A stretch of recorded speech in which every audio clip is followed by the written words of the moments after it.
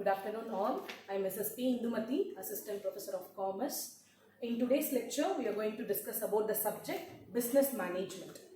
And the topic which we are going to discuss today, Father of Scientific Management, Father of General Administration, Henry Fayol's Principles of Management, and what are the characteristics of management, and finally, what are the various functions of management. Let me all know first, what do you mean by a business management?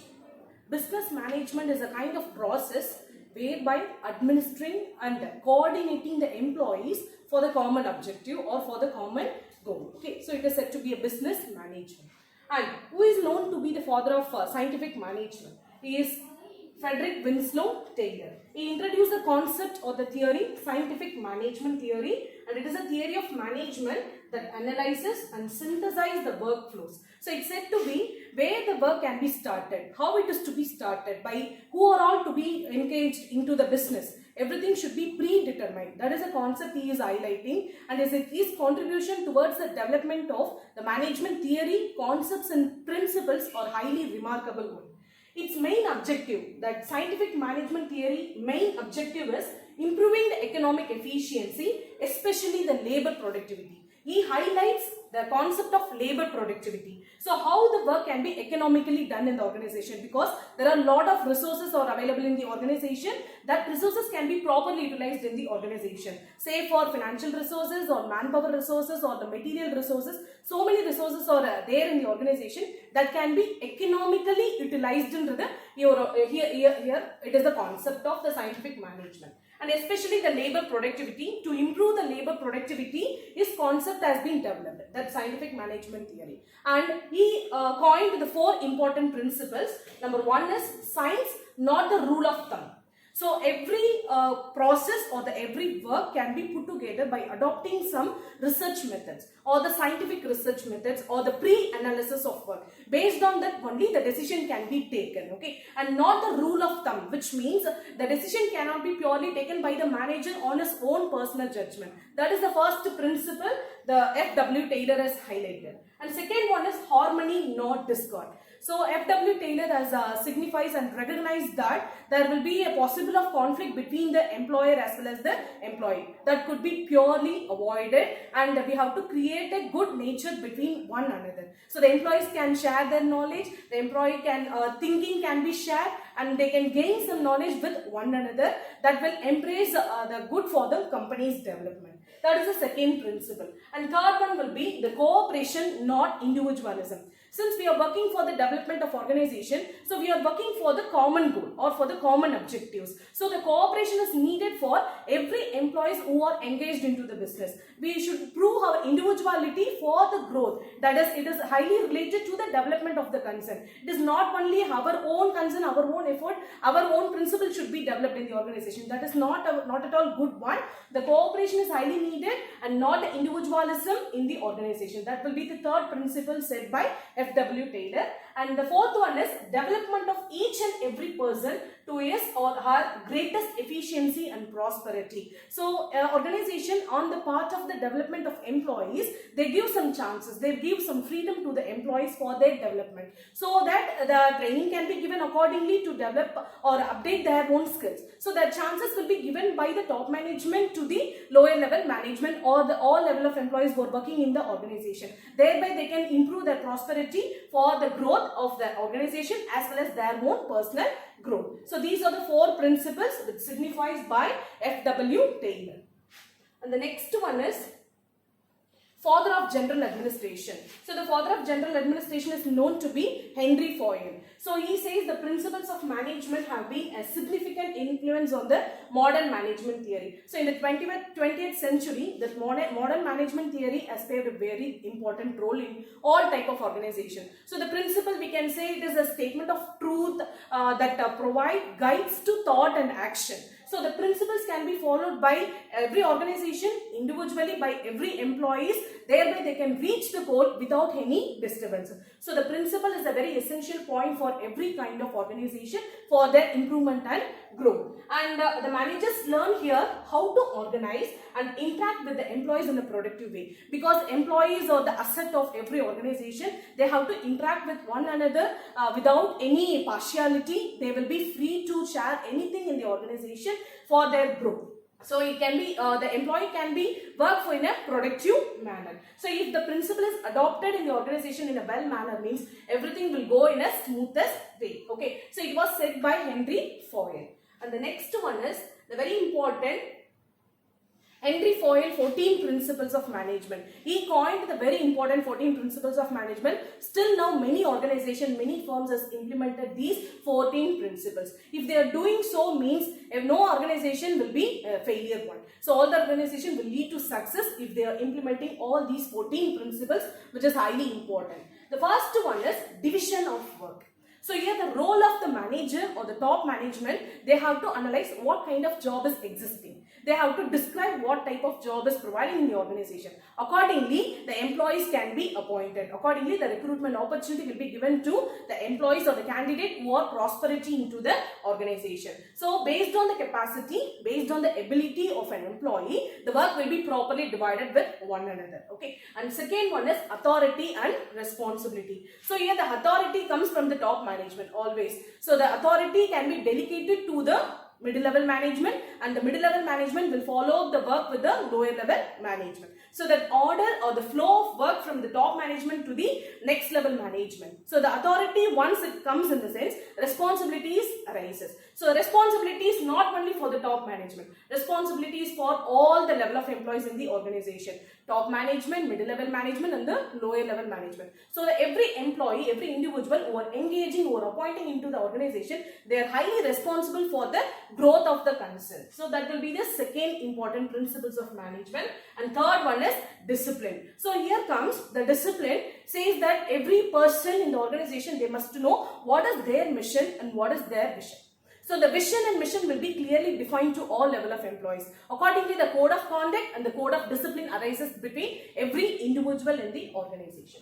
And next one is unity of command. So unity of command here says that every employee can get a command from one manager. If two or more managers are there, they are saying something to the employees, means it leads to confusion. Sometimes it may arise some conflict between the employees. In case it should be avoided, like the command will be possessed or the command will be transferred from the top management to the other level management, from the supervisor to the subordinates, from one supervisor to the many subordinates. So next important principle is unity of direction. So here the unity of direction also flows from the top management to the lower level management. So the instructions and the orders will be clearly defined to every employees in the organization.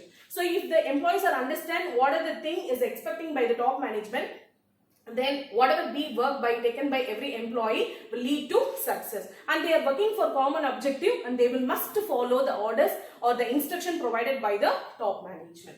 And the next one is subordination of individual interest. Here comes the management or the top management, they give a chance to the employees to improve their skills. So the individual interest should be respected by every employees. Their values, their belief, everything should be respected by each and every employer as well as the employee in the organization. So that interest can be developed by employees that can be in the favor of the development of an organization. And the next one is remuneration. So remuneration is also one of the very important principles of management.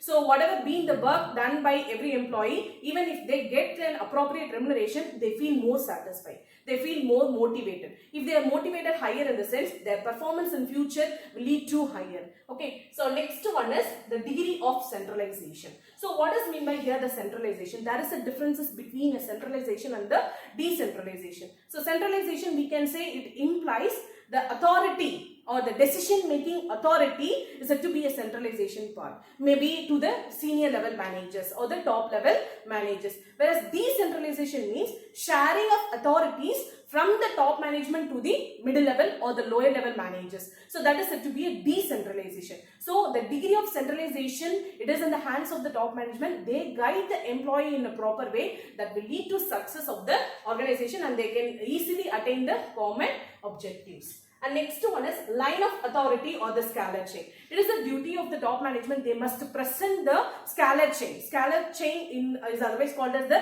hierarchy of the organization. That structure can be properly presented in the organization chart. Even if one employee can see into the structure in the sense, they must know who will be the owner and who will be the senior level managers and who will be the board of directors. All together they must know through the help of this scalar chain. And next one is order. So here the order can be given by the manager to the subordinates in a clear-cut manner.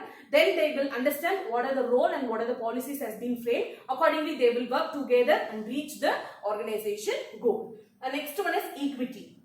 So here the manager will treat all level of employees in an equal manner. They must not show any partiality with one another, because all human beings, they are working for the growth of one concern. So their values and beliefs should be respected accordingly together and to reach the goal of the concern. And next one, stability of tenure of personnel. So stability of tenure of personnel in the sense, so many organizations has think to retain the qualified or the efficient employees or maybe the experienced employees in the organization. So they will be survive for a longer period, and the labor turnover can be minimized by way of providing some incentives or the monetary benefit and treating the employees as a humanity base, in the sense the personnel will never looking to switch over from one organization to another organization. So there will be stable of tenure or retaining the personnel for a longer period. It is possible if all the principles can be implemented in the organization.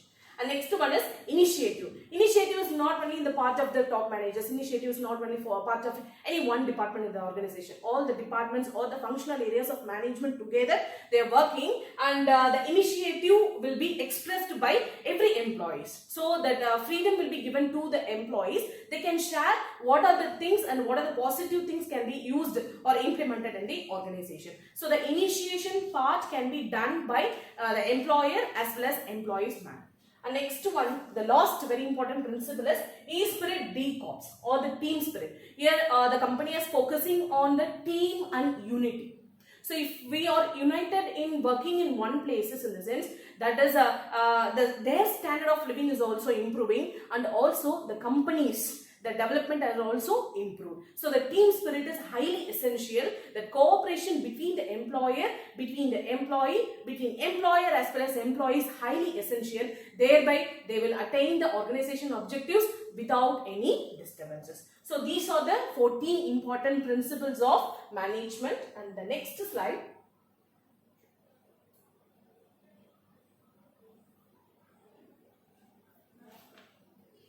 Functions of management. So the 5 important functions of management. So one is planning, organizing, staffing, directing and controlling. What is meant by a planning? Planning is a preliminary process of the management or the preliminary functions of every management. Here the management has to decide what to do, how to do, when to do, where to do, and everything will be determined. Establishing the objectives and establishing the policies, procedures, standards, everything in the step in the preliminary step. Okay, and then organizing in the sense they are making some arrangements. So defining and redefining the objectives, or establishing the authority relationship, and grouping the work into the activities, maybe a logical one or as well as a convenient based. The work can be grouped, and they can also establish an authority relationship between the employees. And next one is staffing. Staffing is a kind of process by filling up the employees or filling up the candidates with the qualified, appropriate knowledge, appropriate qualification. The personnel can be appointed, and it comprises the various process like recruiting, motivating and guiding the employees, integrating the employees together in the organization for the prospective growth. And next one is directing. So the directing comes, the instructions will be given by the employer to the employees. In this direction is not only the instructions, is not only the orders. The instruction will comprises of what? The motivation and the encouragement and stimulate the people to work together in the organization. And the last one is controlling. So every organization needs some control. So the control over to the affairs of the management. They will establish some standards, and they will measure the actual standards with the performance. So they will track with the performance of employees, and what actually happened in the organization will be measured and compared with that. If there is any deviations occur, maybe it is a positive means that will be highly appreciable. If there is a negative sense means the action will be taken. The necessary action will be taken to correct certain deviation. Thereby the organization can meet to attain the goal. That is the common objectives. Thank you all.